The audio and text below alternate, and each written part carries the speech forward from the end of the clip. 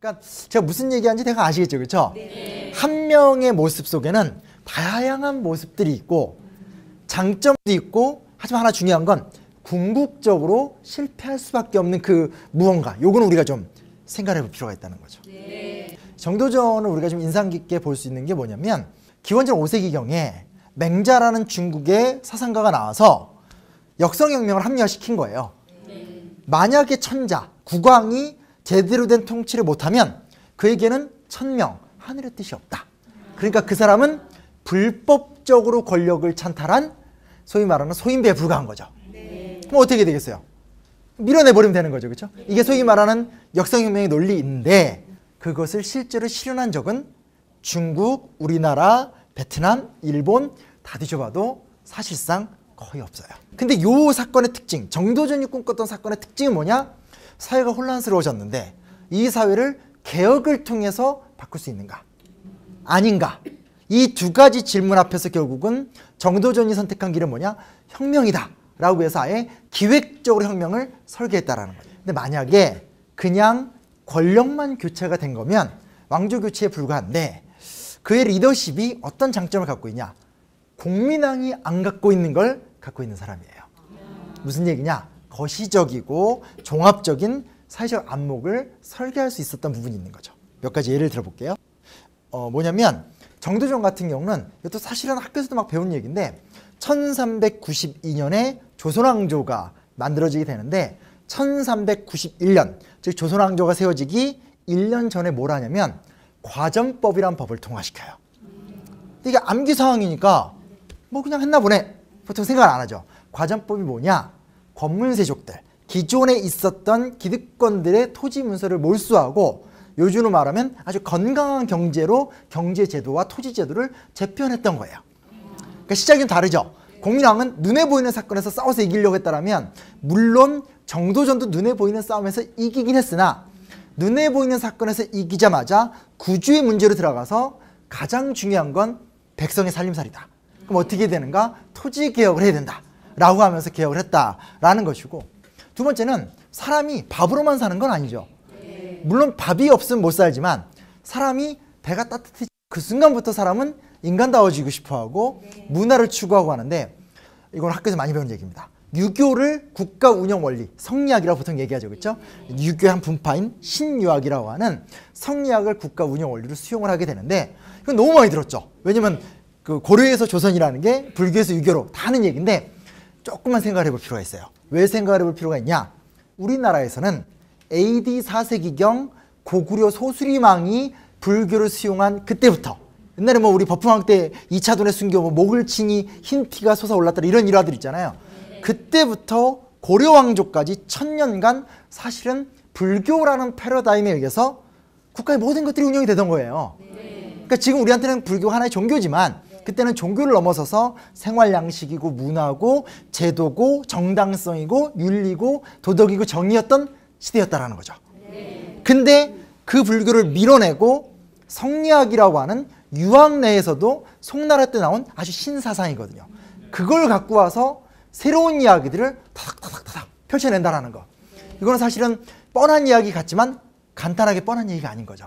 그리고 이거는 정도전 혼자로 끝나는 것이 아니라 그 다음 단계의 사람들에게 새로운 비전을 주게 되는 것들이잖아요. 그래서 사실은 그 이후에 우리가 이제 지폐를 펴면 나오는 어떤 세계에 내놓아도 조금 더 밀리지 않는 성리학의 어떤 특별한 스타였던 퇴계 이황이라든지, 아니면 한국형 유학, 어떤 이런 것의 롤 모델인 율곡 이인하, 그 전으로 뭐 되게 많잖아요. 조광조, 이항복 같은 수많은 유학자들을 배출해 오면서 500년간 이 왕조가 흘러왔다는 것을 보게 되면, 아, 경제제도를 바꾸는 것도 중요하지만 동시에 이 어떤 정신적 시스템을 바꾸는 것도 중요하다. 그걸 같이 고려를 했다는 거죠. 또 하나는 뭐가 있냐? 조선의 국호가, 아이고 말해버렸네요. 조선, 아니, 뭐라고 해. 이성계가 세운 나라가 이제 조선이잖아요. 근데 우리가 알고 있는 조선이 하나 더 있죠. 뭐 있죠? 그렇죠. 옛날에 고조선이라는 나라가 있는데 그 고자는 옛 고자는 이렇게 붙여놓은 거예요. 구분하기 위해서. 그러니까 원래 고조선의 국호도 조선이죠. 뭘 의미하는 거냐면 드디어 민족사의 정통성이라는 걸 정립한 거예요. 그 전까지 그냥 이렇게 어떤 전통, 신화 흘러내려왔다면 우리 국호를 조선으로 만들었다는 건 무슨 얘기냐면, 예전에 우리는 유구한 역사를 가진 민족으로서 단군 조선부터 시작해서 삼국과 고려를 거쳐서 다시 조선이 되었다. 그래서 중앙에 정궁인 경복궁을 세우고 왼쪽에는 관광지로 유명하죠. 종묘 이씨 왕가의 제사단을 세우고 오른쪽에는 사직단을 세워서 단군을 기린다라는 것들. 어떤 민족사적 정통성이 만들어지는 것도 이 시점의 이야기 드린 거예요. 그러니까 대강 무슨 얘기하고 싶은지 아시겠죠? 뭐 너무 단순하게 공민왕은 나쁘다, 정도전은 좋다, 제가 이런 얘기를 하고 싶은 건 절대 아니에요. 그리고 인간적 측면으로 보면 공민왕을 보면서 느끼는 건 수많은 애틋함, 그 홀로 싸워야 되는 어떤 그런 고독함, 자기의 모든 기득권을 포기한 어떤 투쟁 같은 것들을 보면 더 마음이 많이 가는 측면도 있고, 또 한편에서 또 정도전 같은 경우는 사실 우리 역사에서 좀 드문 굉장히 호방한 어떤 기상을 펼쳤던 사람이고, 조선 왕조를 세웠음에도 불구하고 이방원에 의해서 처단을 당했기 때문에 조선 왕조 500년 내내 역적이었어요. 그러다가 고종 황제 아시죠? 그 조선 말기에 고종 황제 때 복권이 되는데, 복권도 왕조를 설계한 인물로 칭송을 받는 게 아니라 경복궁을 세운 공로로 복권이 돼요. 그러니까 이제 와서 정도전이 죽은 지 600년이 돼서 최근에 와서 사실은 정도전 이렇게 하고 있는 건데, 사실 이 둘의 모습들 속에서 우리가 배울 건 되게 많고, 특히 굳이 평가를 한다면 플랜을 갖고 거대한 어떤 구조를 바라보면서 세상을 어떻게 바꿔갈 것인가에 대한 구조적이고 사회적인 상상력을 가진 그 리더로서 정도전이 존재한다는 것에 대해서는 우리가 좀 잘 알 필요가 있는 것 같아요. 그래서 우리가 오해하는 것이 하나가 뭐냐면, 이 정도전이 이방원에 의해서 죽잖아요. 근데 이방원은 정작 정도전이 만든 정책을 하나도 바꾸지 않아요. 왜냐면 이방원이 굉장히 쿨한 사람이거든요. 그러니까 정도전을 죽였지만 정도전의 아들 안 죽여요. 옛날에 뭐 사극에선 뭐 이 집안이 멸문당한 것처럼 나오지만 실제로는 아들도 살려주고 손자도 살려주기 때문에 아들은 병조판서, 손자는 영의정까지 가요. 나중에 얘기긴 하지만. 그러니까 되게 쿨한 스타일인데, 내가 왕이 되기 위해선 정도전을 제거해야 되는데 제거하고 보니까 정도전이 설계한 세계관이 맞는 거예요. 그러니까 고칠 수가 없는 거죠. 그리고 그 꽃은 사실 이제 다음 이야기로 넘어가게 되는 건데, 소위 말하는 세종과 중종 이야기를 좀 넘어갈 수 있습니다. 자, 세종 하니까 이건 내가 좀 잘 알아 이렇게 얘기를 많이 할 수 있는데, 맞아요. 뭐 세종에 대해서 모르는 사람들은 없다고 생각해요. 근데 제가 보통 역사 강의 요청을 받으면 어려운 주제는 좀 잘 안 다뤄요. 왜냐하면 우리 사회에서 역사 공부라는 건 언제나 남이 모르는 걸 더 많이 알아서 그거 갖고 좀 속된 말로 자랑하는 거. 근데 그거는 우열감을 나누게 되는 거고, 또 아니면 암기 과목 테스트 보는 거, 의미가 없죠. 중요한 거는 알고 있는 걸 제대로 느껴서 오늘 우리의 삶에 적용하는 게 되게 좀 중요한 문제인데, 그래서 세종을 한번 갖고 와봤어요. 세종의 특징이 뭐냐? 세종하면 뭐가 떠오르세요? 그쵸? 한두 개 떠오르는 게 아니죠. 그쵸? 한글부터 시작해서 뭐 그냥 줄줄줄 나옵니다. 근데 세종 본인을 뭐라고 표현했냐? 여기 나오죠? 수성의 지도자. 나는 업적을 추구하는 군주가 아니라 잘 보존하고 발전시키는 지도자다라고 실록에 아예 나와요. 좀 중요한 포인트죠. 뭐라고 스스로를 규정하냐면, 어떤 나라가 건국이 되고 발전하다 보면 꼭 전성기 때 보통 왕들이 하는 게 있어요. 둘 중에 하나입니다. 신나게 주색 잡기를 하거나 술 마시고 막 놀고 이거 하거나, 그게 아니면 전쟁을 벌이죠. 쳐들어가서 싸우고. 근데 A든 B든 사실상 이거는 소모죠. 그냥 술 마시고 이건 이제 나라 기강이 엉망되는 거고, 전쟁을 하다 보면 우리가 어떤 영토욕이 좀 있기 때문에 우리나라 영토가 넓어졌네 라고 얘기를 하지만, 냉정히 따지면 이때는 왕조 국가인데 전쟁을 한다라는 것은 평범한 사람들이 끌려가서 죽는 과정이 되기 때문에 결코 행복한 과정은 아니에요. 근데 스스로 뭐라고 표현하냐? 수성의 군주는, 그러니까 즉 내가 나아가야 될 길은 첫째, 색을 멀리하며, 절대로 그런데 빠지면 안 되는, 요거까지는 누구나 다 이제 생각할 수 있는 주제예요. 근데 색을 멀리하며 더불어서 공 세우기를 주의한다라고 실록에 나와 있어요. 공 세우는 걸 막 신경 쓰면 안 된다라는 거예요. 그 의외죠. 왜냐면 세종의 업적에 비견되는 조선의 국왕은 없어요. 아니, 조선의 국왕만이 아니라 한국 역사 전체를 따져보더라도 세종 같은 국왕이 있을까? 저는 굉장히 의문시 돼요. 없죠. 그렇죠? 그리고 뭐 우리가 한글 창제 맨날 이렇게 얘기하는데, 그것도 잘 생각해 보실 필요가 있어요. 한글 창제한 게 왜 대단할까요? 하면 보통 우리나라 사람들이 외국인들 앞에서 이렇게 얘기를 하죠. 한글은 과학적이야. 틀린 말은 아니에요. 근데 뒤집어서 얘기하면 창조물이기 때문에 과학적일 수밖에 없어요. 한글을 무시하는 게 아니라, 오해하고 들으시면 안 돼요. 한글이 나빴다는 것이 아니라 이거는 각종 그 당시 의문학이나 언어학을 총집결해서 만든 언어이기 때문에 한글이라는 언어는 다른 어떤 영어나 중국어와 같이 고대에서 자연 발생적으로 내려온 언어보다 훨씬 더 과학적이에요. 그러니까 어떻게 보면 이건 당연한 얘기예요. 근데 중요한 건 뭐냐면 세종은 우리나라 조선이라는 나라의 국력이 최고조일 때 아까도 얘기했듯이 보통 영웅들은 뭘 하냐? 전쟁을 하거든요. 정복용. 근데 세종은 전쟁을 할 수 있는 국력을 갖고 전쟁을 하는 게 아니라 한글을 만들었다라는 거예요. 한글을 만들고 나서 우리 또 하나의 오해가 있어요. 무슨 오해가 있냐면 이 어떤 신하들이 반발했다. 물론 최만리가 상소를 올리죠. 우리 중화에 글을 쓰는데 이거 왜 쓰냐? 라고 얘기는 하는데 실제로는 막상 써보니까 한글이 괜찮아요. 네, 왜냐면 예를 들면 하늘 천자를 이렇게 쓰면 하늘 천자가 발음으로 천인지 텐인지가 알 수가 없어요. 그러니까 우리나라에선 천이라고 부르지만 그러니까 천안문 하지만 중국에선 텐안문 하잖아요. 그러니까 이 조선의 유학자들이 이 말 괜찮네? 음을 정확히 표현해 주니까. 그래서 그게 문제가 된 게 아니라 뭘 갖고 실제로 논란을 벌였냐면 허조라는 신하가 굉장히 세종이 아끼던 신하인데 허조라는 신하가 뭐라고 그러냐면 아니 이런 식으로 글을 만들면 백성들이 똑똑해집니다. 똑똑해진 백성들을 어떻게 다스리려고 하십니까? 따지는 거예요. 물론 냉정한 발언인 거죠. 왜냐면 좀 무식하고 시킨 대로 해야지 말 잘 들으니까. 근데 세종이 뭐라고 그러냐면 실록에 나온 말 그대로 인용하면 그러면 백성들을 멍청하게 만들어서 범법자로 만들 것이냐. 그대로 인용한 건 아니고 제가 이렇게 의역을 한 건데 조금이라도 글을 쓰게 해서 읽고 익히게 한 다음에 옳고 그름을 분간해서 그들에게 죄를 짓지 않게 함이 옳음 아니냐 라고 얘기하는 거죠. 그러니까 이게 상당히 뭐라고 하냐 오늘날 같은 민주주의까지는 아니더라도 정말 수준 높은 단계의 민본을 지향했다라는 특징이 있는 거죠.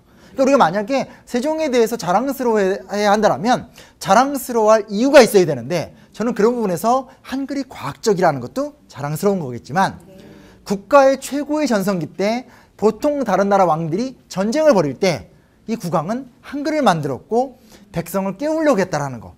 이거말로 저는 충분히 설득 가능한 외국인들이 듣고도 되게 감동받을 만한 좀 주제라고 생각해요. 왜냐하면 보통 얘기하는 게 뭐 나폴레옹, 히틀러, 카이사르, 징기스칸 대부분 영토 넓힌 왕들이거든요. 근데 그런 측면은 좀 가져주셨으면 좋겠고요.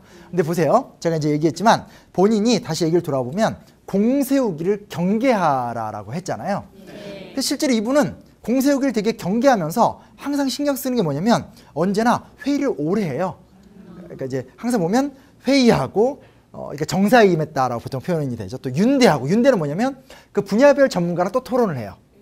세 번째는 상고했다. 상고했다 뭐냐면 옛 법이나 기록에 전거가 있는지 확인해 보는 거예요.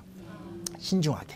근데 이런 식으로 제대로 된 일을 만드는 게 세종대왕이니까 세종대왕 밑에는 업적을 세우는 신하들이 많아요. 세종대왕 관련하면 떠오르는 인물들 많죠. 한번 뭐 누구 있을까요?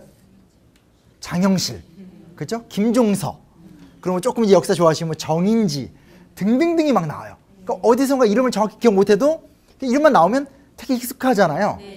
무슨 얘기냐?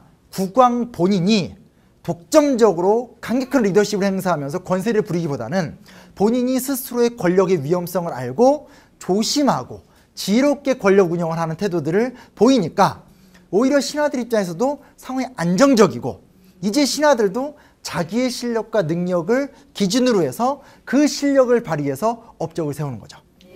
장영실 같은 사람은 원래 노비잖아요.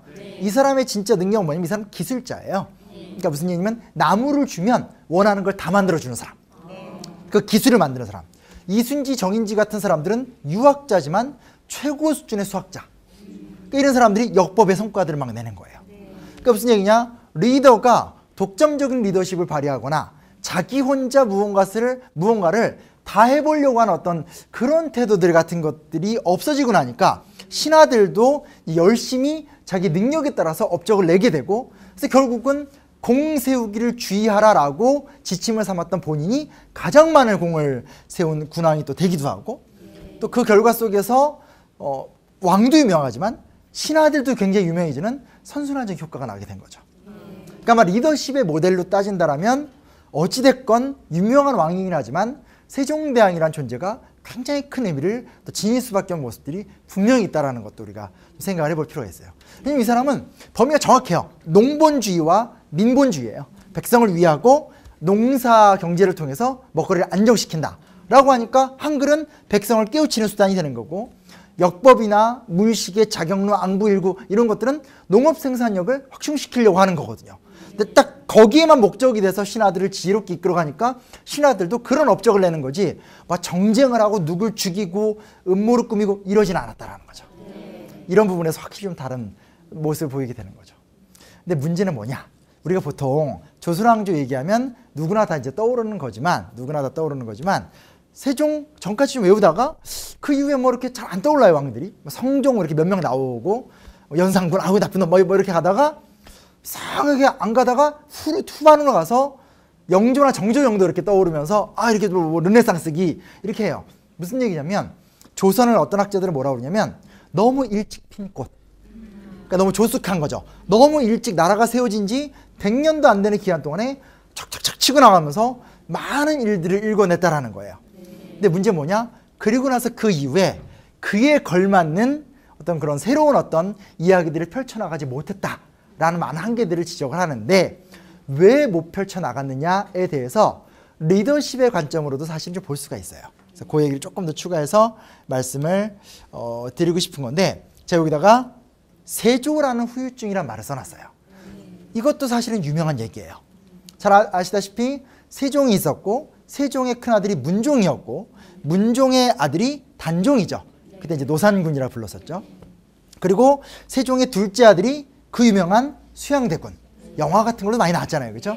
셋째가 이제 조선의 콜렉터, 문화재, 미술 이거 좋아하는 안평대군.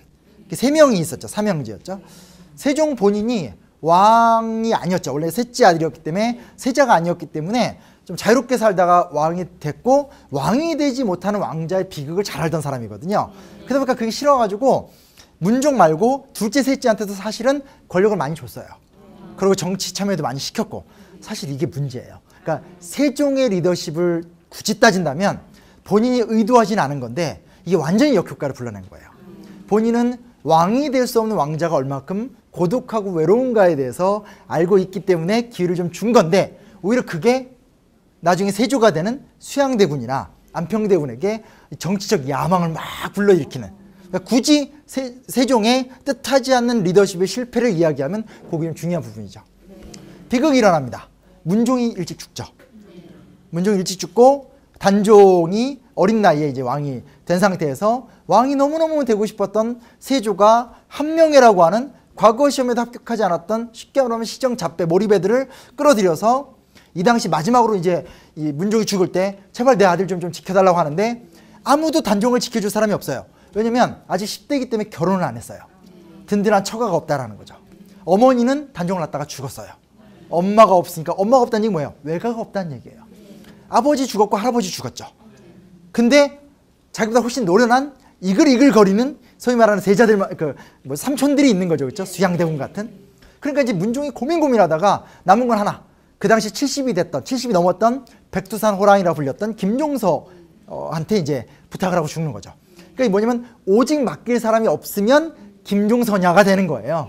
그래서 김종서가 들어서게 되는 건데 이게 그냥 일개 신하인 거죠. 근데 내가 어떻게 해서라도 국왕을 지켜내겠다라고 하는데 결국 한명회가 음모를 꾸며서 어느 날 밤에 할 얘기가 있다고 해서 이렇게 품에서 이렇게 무슨 편지를 딱 주니까 김종서가 그걸 펼쳐서 읽는 사이에 같이 따라왔던 수행원이, 그러니까 수양대군의 수행원이죠. 이 뒤에다가 쇠방망이를 숨기고 있다가 꺼내서 때려서 이제 죽게 된 유명한 일화잖아요. 그리고 이제 살생부 아시죠? 그날 밤에 이제 친 김종서 멤버들을 불러들인 다음에, 그러니까 신하들을 불러들인 다음에 이제 아닌 애들은 그냥 살려주고 이제 그쪽 친 김종서 애들은 다 죽여버리는. 근데 이거 뭘 의미하는 거냐면 여기까지 우리가 아는 얘기예요. 아는 이야기가 중요한 것이 아니라 그 이야기의 의미를 느끼는 게 되게 중요한 건데 이 사건은 뭘 의미하는 거냐? 내가 목숨을 걸고 정치적인 승리를 도모하면 대박이 날 수 있다는 새로운 신념을 심어주게 된 거예요. 왜냐면 한명회는 과거 합격을 한 적이 없어요. 이 사람이 덤벙이 떨어졌었고 이 사람이 개성에서 굉장히 낮은 관리에 일을 하니까 사람들이 막 모멸했고 무시했던 사람인데 아무리 봐도 수양대군의 권력욕이 있다는 걸 아니까 들러붙은 거고 수양대군도 사실은 왕이 될 가능성이 없죠. 왜냐면 이 단종이라는 사람이 그때 16살인가 그랬어요. 그러니까 4년만 지나면 20살이 되니까 군왕이 되는 거기 때문에 아무 문제도 없고 실록을 읽어보면 단종이 똑똑해요. 충분히 국가 운영할 수 있는 사람이에요. 그러니까 사실은 왕이 될 명분이 없는 사람. 왜냐면 조선의 정치체제가 안정되었기 때문에. 근데 이제 소위 말하는 왕이 되고 싶어하는 욕구와 욕망 때문에 한 명의 등을 끌어들여서 비정상적으로 권력을 찬탈해버리고 나니까 이제 한몫 잡는 게 무엇인가를 신하들이 생각을 하게 되는 거죠. 그게 뭐겠어요? 줄서기, 라인 만들기, 협잡하기, 상대의 정파의 사람 끌어내리기. 이게 뭐 그대로 이어지진 않지만 나중에 붕당 정치 같은 거로도 발전을 하는 측면들이 있게 되는 거죠. 그러니까 무슨 얘기냐면 세조라는 후유증에 다른 말은 뭘 의미하는 거냐면 정치의 시대가 도래했다는 거예요. 뭘 의미하는 거냐면 정치는 언제나 있어요. 정치는 없어질 수가 없죠. 왜냐면 국가를 운영해야 되니까. 근데 세종이나 정도전 때는 정치라는 것은 민생을 위해서 어떤 백성의 삶을 위해서 정상적으로 기능을 했다라면 세조라는 후유증, 세조 때부터 중종 때까지 그 기나긴 시간들을 보게 되면 이때는 정말 정치만 남는 거예요. 권력 투쟁만 남는다는 거예요. 여기서 내가 딜을 잘해서 권력을 잡으면 한몫 잡고 떵떵거릴 수 있다. 그러니까 계속 음모가 나올 수밖에 없고 국가 운영은 굉장히 치열할 수밖에 없어요. 국가 운영은 굉장히 치열한데 실제로 어떤 남는 성과 같은 것들 이런 것들은 전혀 없는 뭐 이런 부분이 있다라는 것들. 제가 마지막 얘기로 간단하게 외국 사례를 또 한번 얘기해 드릴게요. 또 이렇게 만난 것도 인연인데 우리나라 얘기만 하면 재미가 없으니까. 뭐 이게 왜 프랑스는 성공했는가? 뭐 프랑스를 막 찬양하기 위해서 하고 싶은 말은 아니고요. 이 프랑스란 나라는 삼색기로 유명합니다. 자유평등 파괴. 프랑스의 가장 유명한 인물은요. 드골이라는 사람이 있어요. 아마 들어보셨을 거예요. 이 사람이 어떤 사람이냐면 2차 세계대전 당시에 프랑스가 되게 안일하게 있다가 독일한테 완전히 밀리죠. 그래서 이 사람이 몇만 명의 군대를 끌고 런던으로 망명을 합니다. 런던으로 망명한 상태에서 버티는데 이분 군인이에요. 그러면 이제 이념적으로 얘기했을 때 좌익일까요? 우익일까요? 아무래도 우익이겠죠. 보통 군인은 국가수호 이런 게 되게 좀 중요한 문제가 되는 거니까. 근데 당시에 프랑스 내에서 독일과 치열하게 싸우고 있던 레지스탕스 들어보셨죠? 네. 레지스탕스들은 다 좌익이 많았어요. 네. 무슨 얘기냐면 같이 싸우고 있는데 좌우가 갈려있는 상태가 됩니다. 아무리 생각해봐도 이게 아닌 것 같아요. 그래서 드골이 어떻게 하냐면 사람을 파견하게 되는데 파견했던 사람이 장 물랭이라는 사람인데 이 사람이 본인은 좀 중도파인데 들어가서 이제 이 레지스탕스들을 규합하면서 우리가 좌우가 공존하는 어떤 극단적인 것들을 배제하고 다양성을 표현할 수 있는 그런 사회로 가자라고 하면서 레지스탕스 설득에 성공을 해요. 그래서 망명정부와 레지스탕스가 연계가 되고 비극적이게도 연계를 시키고 나서 장물랭은 잡힌 다음에 모진 고문을 당하고 죽어요. 그리고 나서 해방한 다음에 드골이 현대 프랑스의 초대 대통령이거든요. 초대 대통령이 되면서 이게 뭐냐? 우리 프랑스는 자유평등 파괴를 실현하는 다양성을 존중하는 사회다라고 인정을 하면서 레지스탕스의 지도자였던 좌익의 지도자를 내무부 장관으로 임명을 하고 임명된 내무부 장관은 우리 프랑스에선 극단적 투쟁은 없을 것이다. 함께 평화롭게 공존하면서 좌우의 가치를 잘 이렇게 일궈나가는 다양한 사회가 되겠다. 이렇게 선언을 하게 돼요. 그렇기 때문에 프랑스라는 사회가 굉장히 다양한 생각들이 격렬하게 경쟁하는 사회가 되는데 프랑스에 어떤 위기가 오게 되냐면요. 1950년대 때 알제리 문제라는 문제가 생겨요. 알제리 아시죠? 이 나라가 이제 프랑스 밑에 있는 나라인데 이 나라는 프랑스가 지배한 지 200년이 넘은 나라예요. 그래서 인구가 1000만인데 900만 명은 이슬람 교도이고 황인종인데 100만 명은 프랑스인들이에요. 그럼 이제 프랑스가 이 식민지를 유지하지 못하면 그냥 떠나면 그만이잖아요. 문제는 뭐냐면 100만 명의 프랑스인들, 알제리를 지배하고 있는 100만 명의 프랑스인들의 출생지가 어디예요? 여기 알제리예요. 여기서 태어났던, 너무 오랫동안 지배했기 때문에.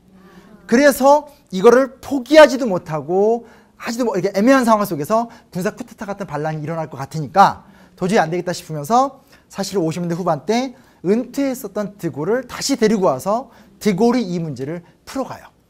그러니까 무슨 얘기냐면 결국 중요한 사실은 리더의 리더십도 중요하지만 그런 리더십이 통용될 수 있는 그 사회적 가치 같은 것들, 이념의 다양성, 생각의 다양성 같은 문화가 군사 쿠데타라든지 극단적인 어떤 충돌 같은 걸 막고 현대 프랑스를 더 번영하게 할 수 있었던 그런 모습이 있었다는 것도 우리가 한번 기억을 해보면 좋을 것 같습니다. 그래서 제가 간단하게 마무리 드리고 싶은 것은 리더는 뛰어난 리더십을 갖기 위해서 다양한 능력을 가져야 되겠고, 어떻게 보면 저를 포함한 우리 같이 평범한 사람들은 우리 평범한 사람들이 지켜야 될 가치와 신념들을 잘 갖고 갈 때 리더가 더욱더 좋은 리더가 될 수 있는 그런 토양을 우리가 만들어 줄 수 있다는 것도 함께 기억을 했으면 좋을 것 같습니다.